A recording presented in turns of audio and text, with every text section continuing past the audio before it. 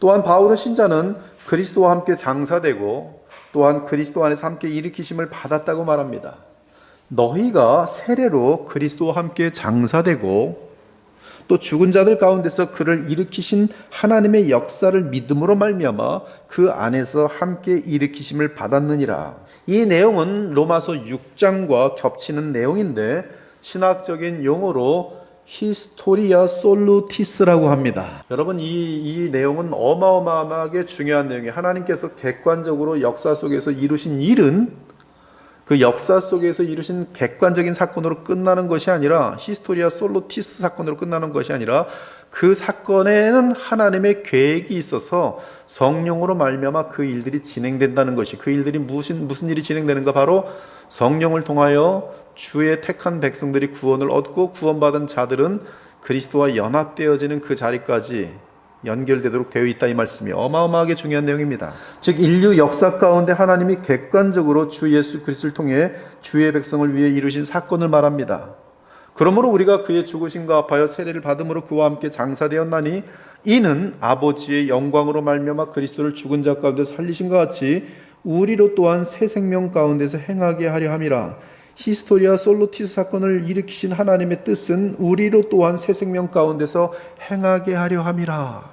이는 그리스도는 우리의 머리이기 때문에 그분의 죽음과 살아나심의 객관적 사건은 우리에게 성령의 역사로 그 효력이 나타나는 것입니다. 그러므로 바울은 이렇게 히스토리아 솔루티스를 말하면서 그 효력이 신자들에게 나타난다는 사실을 분명하게 설명합니다. 우리가 알거니와 우리의 옛사람이 예수와 함께 십자가에 못 박힌 것은 과거형으로 되어 있어요. 죄의 몸이 죽어 다시는 우리가 죄에게 종노릇 하지 아니하려 함이니, 히스토리아 솔루티스의 영향력, 어떤 우리에게 나타난 효력들을 표현하고 있어요. 우리가 죄에게 다시는 종노릇하지 아니하게 하려 함이니, 그렇죠? 객관적 사건, 그리고 그것으로 인한 우리 각계의 성도들에게 나타나는 효력. 그러므로 신자들은 그리스도를 머리로 믿고 그분과 믿음으로 연합할 때 하나님의 모든 복을 받아 누릴 수 있습니다. 제가 여기서 굉장히 강조하는데 하나님의 모든 복을 받아 누릴 수가 있어요. 그리스도를 머리로 믿고 그분과 믿음으로 연합할 때 어떤 복이 있습니까? 죄를 이기고 거룩하게 살 수 있는 능력. 이게 얼마나 큰 복인지 압니까? 여러분, 이 죄를 이기고 거룩하게 살 수 있는 능력, 그것이 어떻게 오는가? 그리스도 안에서 그리스도를 믿음으로 그리스도와 연합되는 자들에게 하나님이 주시는 복이라, 이 말씀이.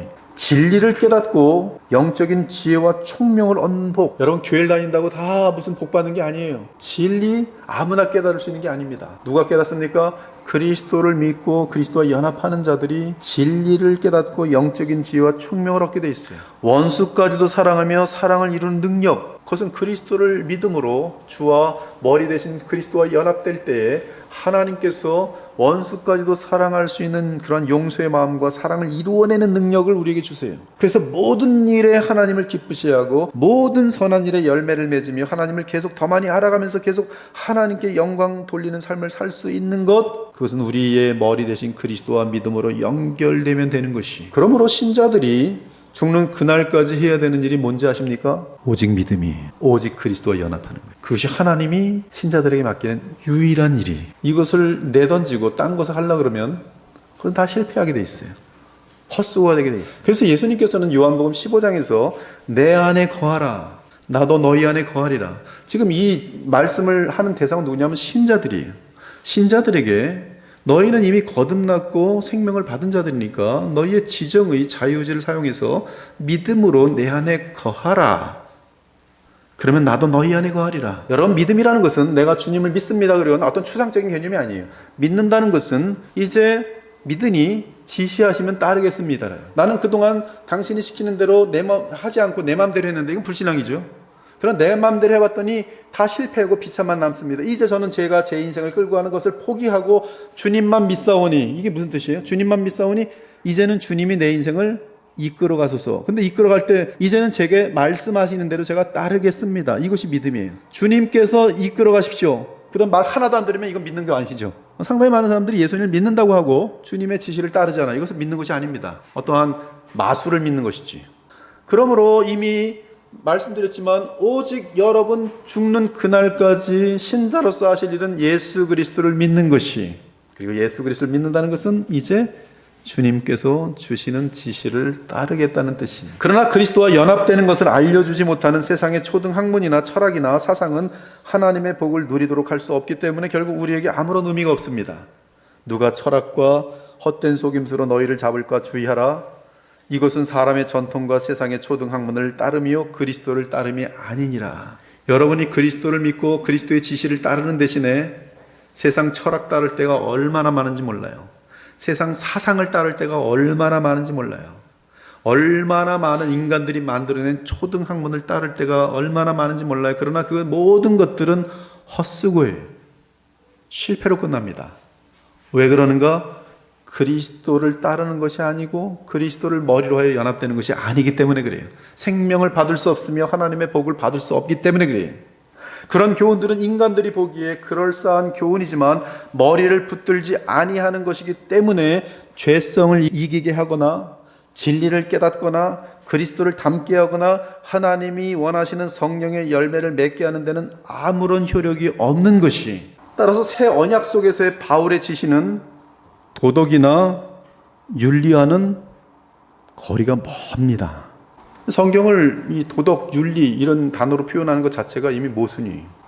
하지만 복음을 믿는 믿음 안에서 성령의 역사로 인하여 우리의 머리이신 그리스도와 연결된 신자는 그리스도로부터 오는 성령의 능력으로 얼마든지 그리스도의 요구대로 살아갈 수가 있습니다. 그리고 놀랍게도 그리스도 안에서 주어지는 새 언약의 지시도 다시 보면 그리스도를 계속 의지하도록 되어 있어요. 도덕이 아니란 말이에요. 윤리가 아니란 말이에요. 3장 한번 보세요. 2절을 보면 지시가 나옵니다. 위의 것을 생각하고 땅의 것을 생각하지 말라. 지시죠. 분명히 지시입니다. 명령이에요. 근데 그렇게 할 수 있는 이유와 그렇게 해야 하는 이유는 너희가 그리스도와 함께 다시 살리심을 받았기 때문이고, 그러기에 위의 것을 찾아야 하는데 거기는 그리스도께서 하나님 우편에 앉아 계시기 때문이라는 것이, 이렇게 주의 생명을 가지고 있는 자들은 우리의 생명이신 그리스도께서 나타나실 때 그와 함께 부활의 영광 가운데 나타날 것이다 소망까지 주면서 너희는 땅에 있는 지체를 죽이라. 막연한 지시가 아니란 말씀이에요. 막연한 도덕이 아니에요. 막연한 어떤 지시사항이 아니란 말씀이에요. 또한 9절에서도 서로 거짓말을 하지 말라. 지시죠. 명령이죠. 도덕적으로 들립니다. 거짓말 누구든지 가르쳐요. 불교에서도 가르치고 유교에서도 가르치고 거짓말하지 마. 세상 사람들도 항상 외치는 소리입니다. 서로 거짓말하지 말라. 그런데 그렇게 해야 마땅한 이유를 콜로새서에서는 새 사람을 입었으니 이는 자기를 창조하신 이의 형상을 따라 지식에까지 새롭게 하심을 입은 자이기 때문이라는 것이, 거듭남이라는 것이 전제가 되어 있고 예수 그리스도의 형상이라는 것이 전제가 되어 있어요. 제가 지금까지 말씀드린 내용이 여러분들이 보이셔야 돼요. 왜냐하면 지금 오늘 이 말씀은 복음과 복음이 아닌 것에 비슷한 내용인 것 같지만 너무나 엄청나게 다른 빛과 어둠이 섞여 있기 때문에 그랬어요. 그리고 하나는 복음이고 하나는 복음이 아니에요. 복음이 아닌 것은 초등학문이에요. 철학이에요. 복음은 살아있는 진리며 그 효력이 나타나요. 즉 이러한 어떤 지시를 내리지만, 삶의 지시를 내리지만 그리스도를 의지하고 믿도록 하면서 지시합니다. 그래서 복음이에요. 그리고 이러한 그리스도 안에서 주시는 지시라는 연장선상에서 오늘 가정에 대한 교훈이 담겨 있어요. 지금 여러분은 제 의도를 아시나요? 가정에 대한 교훈은 일반적으로 도덕적인 교훈에 담겨 있기 때문에 세상 사람들도 가르치는 것으로 알고 있습니다. 부모에게 공경하라. 불교에서 가르쳐요? 유교에서 가르쳐요? 뭐 세상 사람들도 다 얘기해요. 그렇죠? 교회에서도 가르쳐요? 그러니까 동일한 교훈이라고 생각하죠. 동일한 교훈. 그래, 동일한 교훈이라고 생각하니까 종교 다원화 가능한 것이, 뭐 다 똑같은 얘기를 하는 건데, 뭐 불교도 그렇고 유교도 그렇고 기독교도 그렇고, 아 부모 섬기자는 거 아니야, 부모를 잘 섬기자는 거 아니야, 부모를 공경하자는 거 아니야. 같은 교훈이야. 줄만 틀린 거지, 라인만 틀린 것이지. 그러므로 우리는 같은 내용을 가르치고 있는 것이니까 모든 종교는 하나인 것이야. 종교 다원화예요? 그러면 복음을 모르는 사람들은 끄덕끄덕하죠. 끄덕끄덕해요. 수많은 사람들이 교회에서의 설교를 그런 식으로 도덕 교훈 정도로 오해하기 때문에 제가 이렇게 오늘 골로새서 1장부터 이어오며 가정에 대한 교훈, 바로 직전까지의 모든 지시가 복음에 근거하고 있다는 사실을 알려주고 있는 것입니다. 즉 가정에 대한 교훈 역시 복음의 일부분이라는 사실을 강조하고자 하는 것이, 이 중요함을 여러분이 조금씩 알아갔으면 너무나 감사하겠어요. 너무나 중요한 내용들인데 알았으면 좋겠어요. 사랑하는 여러분, 놀랍게도 복음의 가장 큰 원수는 오늘 골로새 1장과 2장에 나오는데요, 복음의 가장 큰 원수가 뭔지 아십니까? 율법주의와 도덕주의. 영어로는 moral legalism이 그것이 복음의 원수라는 사실 아십니까? 율법주의와 도덕주의는 인간들이 들을 때 가장 고개가 끄덕여지는 교훈입니다. 하지만 율법주의와 도덕주의의 가장 큰 문제는 인간의 힘으로 선과 의를 이룰 수 있다는 지독한 어리석음과 교만이 담겨 있다는 사실이, 그래서 예수께서는 바리새인들에 대하여 그토록 분노하셨던 것이에요. 여러분, 바리새인들은 도덕을 외쳤습니다. 바리새인들은 법대로 살라고 외쳤어요. 근데 그들에게는 그렇게 살 수 있는 능력이 없었어요. 있는 것처럼 쇼를 했어요. 그래서 위선자들이에요. 그리고 그들은 그걸 요구하지만 아무도 그걸 지킬 수 있는 능력이 없어요. 능력을 얻을 수 있는 길은 얘기하지 못하면서 그렇게 살라고 하면서 자기네들도 그렇게 살지 못할 뿐더러 그렇게 살지 못하는 사람들에게 그렇게 살라고 얘기하면서 그것을 종교화시킨 것이 바리새파입니다. 그러니까 하나님 보실 때는 완전 웃기는 것이죠. 그것이 바로 율법주의, 그것이 바로 도덕주의, 이것이 복음의 원수예요. 이런 복음의 원수에 하나 더 포함시키다면 골로새 2장에 보면은 영지주의가 있어요. 영지주의, 신비주의입니다. 이에 대해서는 사도 요한과 바울이 철저하게 그런 사상은 복음의 대적이라는 것을 알려주고 있어요. 심지어 마귀의 작품이라고 정확하게 알려주고 있습니다.